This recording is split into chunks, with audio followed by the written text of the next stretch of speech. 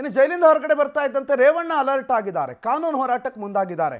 ತಮ್ಮ ವಕೀಲ ಸಿ.ವಿ. ನಾಗೇಶ್ ಅವರನ್ನು ಭೇಟಿಯಾಗಿದ್ದಾರೆ ಮಾಜಿ ಸಚಿವ.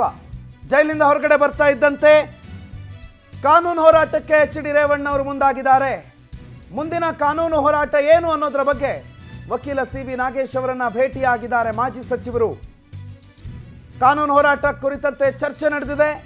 ಮುಂದೇನು ಮಾಡಬೇಕು ಅನ್ನೋದರ ಬಗ್ಗೆ, ಕಿಡ್ನಾಪ್ ಕೇಸ್ ಏನಿದೆ ಅದರ FIR ಅನ್ನ ರದ್ದು ಕೋರಿ ಅರ್ಜಿ ಸಲ್ಲಿಸುವ ಸಾಧ್ಯತೆ ಇದೆ. ಹೈಕೋರ್ಟ್ ಮೊರೆ ಹೋಗೋದಕ್ಕೆ ರೇವಣ್ಣ ನಿರ್ಧಾರ ಮಾಡಿದ್ದಾರೆ. ಮುಂದಿನ ಕಾನೂನು ಹೋರಾಟದ ಬಗ್ಗೆ ದೊಡ್ಡಗೌಡರು ಕೂಡ ಸಲಹೆ ಕೊಟ್ಟಿದ್ದಾರೆ. ಇದರ ಬೆನ್ನಲ್ಲೇ ವಕೀಲ ಸಿ.ವಿ. ನಾಗೇಶ್ ಅವರನ್ನು ಭೇಟಿಯಾಗಿ ರೇವಣ್ಣ ಚರ್ಚೆ ಮಾಡಿದ್ದಾರೆ. ಜಾಮೀನು ಬೆನ್ನಲ್ಲೇ FIR ರದ್ದು ಕೋರಿ ಅರ್ಜಿ ಸಲ್ಲಿಸೋದಕ್ಕೆ ಚಿಂತನೆಯನ್ನ ನಡೆಸಲಾಗ್ತಾ ಇದೆ.